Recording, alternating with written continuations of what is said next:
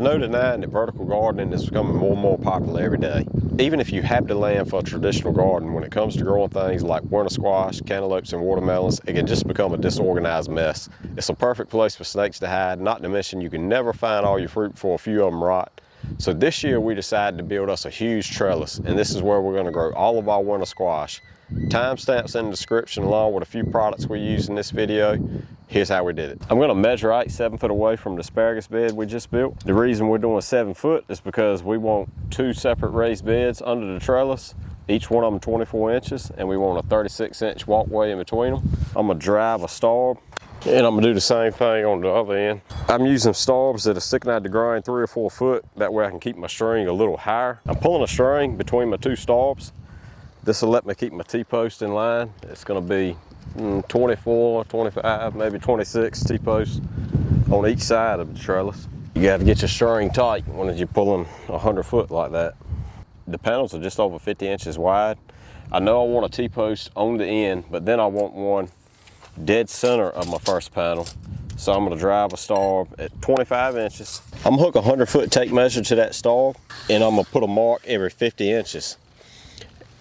And that's where I'm gonna drive my T-posts. And those posts will be center-ish of every panel. I'm gonna go ahead and drive my 4 corner T-posts down. I don't need a string for right next to the asparagus bed because I'm just gonna cheat off the concrete blocks. I'm driving them down with a post driver. I'm keeping all my studs to the inside of the trellis, and we'll get to why a little later on that. When I'm looking across my yard at this trellis, I want it to be level, even though my ground is sloped everywhere in this yard. So we have our laser transit set up, and I'm gonna get these posts as close to on the same plane as I possibly can. Cannot set the transit on top of the post because the posts are all cut irregular. So I'm actually gonna have to set it on one of the studs. I already have this one set up. This one needs to go down probably a couple inches.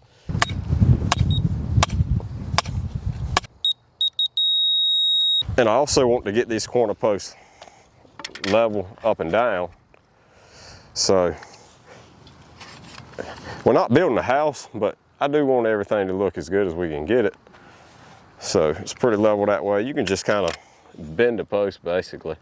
Now that I have these 6 posts on the same plane, I'm gonna hook another string on the very top stud, and I'm gonna pull it from one end to the other. The reason I put a post in the center is because this is a 100 foot long trellis, and this string would just sag too much over 100 foot. So I have one post in the center to wrap the string around to minimize the sagging. It worked easiest for me to start driving the post with the post driver. Then I finished it off with my sledgehammer so I could kind of fine tune it. I quit driving the post whenever the top of the stud gets flush with my line. Then I'm just pulling my T-post away from the line just enough that it's not touching it. If these T-posts are pushing this string, each one of them starts pushing out a little further and a little further, and before you know it, your string is 1 inch off and you may not even realize it. So I'm just being sure it's close, you know, about 1/8 of an inch, but not exactly touching.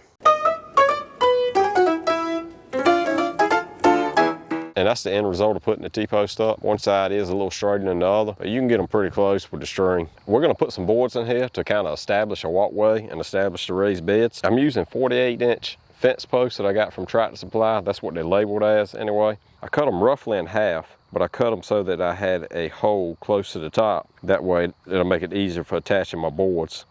I've already pulled a string. I'm gonna drive one of these starbs down in line with every one of the T-posts that I already have in the ground. I'm using 2x8x16s treated lumber to establish this bed. I'm using 2-inch roofing screws to hold these boards to the starbs. I'm not gonna try to get this level. I'm just gonna let it flow with the contour of the land. I set my board on top of the ground, and I finished driving the starb down flush with the top of the board. This is where them 2 holes come into play on the starb. I intentionally placed the starbs on the outside of the board. That way whenever the bed is filled with soil, the board is pushing against the starbs, not just the screws. Or if the soil's on this side and it's pushing back, really only the screws would be supporting the board, not the entire starb. And where the boards meet, I'm using a 24-inch 2x6 to hold the seams together. I'm screwing them in place with 3-inch exterior grade screws. and that'll help keep that joint tight. For these outside boards, I'm attaching them directly to the T-post. I want these boards to be level because I'm going to use these to help support my panels when I'm installing them, and of course I want the panels to be level also. I have all my T-posts on the same plane, so I've counted down 19 studs from the top. That's just how it works out for me. I'm securing them to the T-post with 1-inch pipe clamp. Link in the description to these and a few other products we're using in this video. And I'm also using 1.5-inch roofing screws this time to fasten them to the T-post. I'm putting 2 to each post. The studs kind of act as teeth. Whenever I tighten the clamp to the board, it squeezes the board and it won't let the board slip down the post.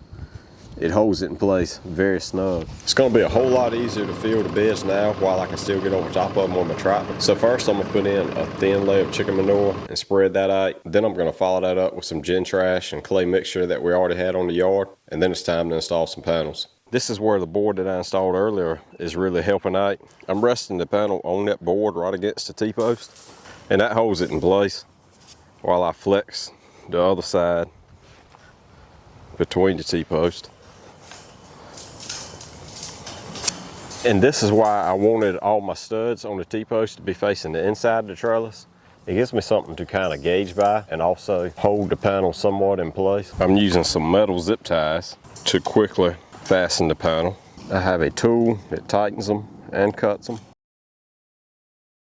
If you see the way the bars are oriented, I have the panel so that all the horizontal bars are facing the outside of the trellis. This way they rest against the T-post and kind of fit between the studs better. Then I have grid wall clamps, and that's what I'm using to hold each panel together. You could use something like wire here, but these make for a lot more rigid or strong connection. And they also keep the panels aligned.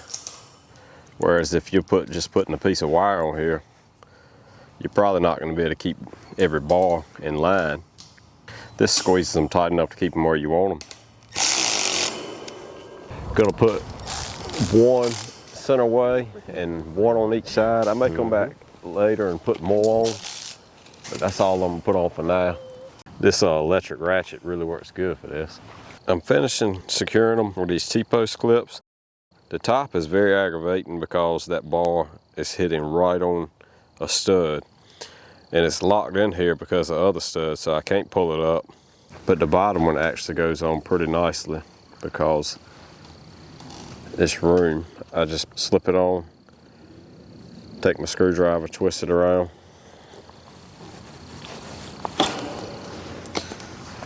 and then I just finish bending it around with a set of needle nose pliers and kind of crimp the other side also. And you can finish them off with this clip tool, and that really secures the panel tight to the T-post. One thing I never really see mentioned about these trellises is the amount of weight that's going to be on them when they're loaded with vegetation. Not to mention it's basically going to be a big sail or a parachute. You get in a thunderstorm with 40, 50, even 60 mile-per-hour winds, and it's really going to take a beating. That's one of the main reasons why we put the panels on the inside of the T-post. Every one of my metal zip ties and clips could break, and the T-post would still support the trellis. It would not be able to spring out.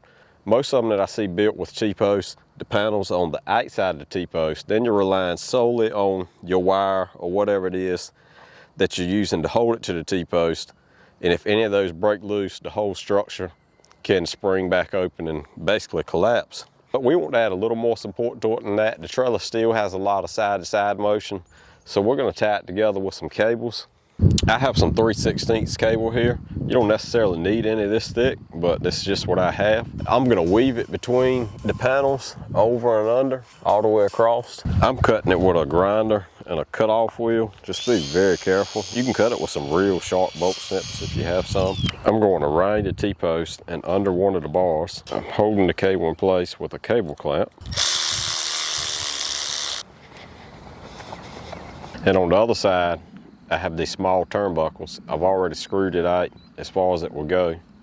I'm going to loop it through and go ahead and hook it to one of the bars on the trellis. Put another clamp on.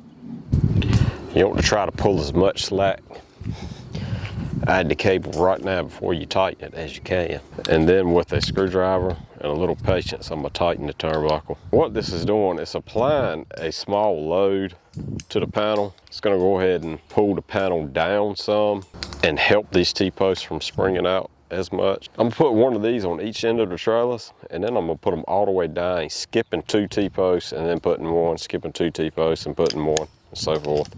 Well, we finally finished up the trellis. This was a pretty good sized project. We used 22 cattle panels in this build. It's roughly 96 foot long. We have 48 5-foot T-posts. My T-posts end the grain anywhere from 12 to 14 inches. We have very stiff clay here, so that's going to be deep enough for us. If you have a sandy soil, you may want to go a little deeper, maybe up to 24 inches to support the post better. This was my first time ever using stainless steel zip ties, and I really enjoyed them. I was able to go along and get all the panels in place quickly and just kind of secure them with those before I came back and put on all the T-post clips. We used 2 zip ties and 2 clips per post, and those zip ties will actually add a little bit of structural support.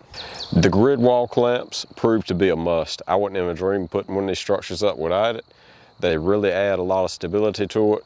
You're able to hold the panel exactly where you want it to be. I had enough clamps to put 4 between each panel. I have a few more orders, so I will end up with 5 between every panel. As far as my cables, I haven't even tightened all the turnbuckles yet, and it's already added a little more stability to the structure. It'll help it from swaying and rocking so much. Well, I hope you enjoyed the video. Check out the video where we built this asparagus bed right next to the trellis. Don't forget to like and subscribe, and thanks for watching.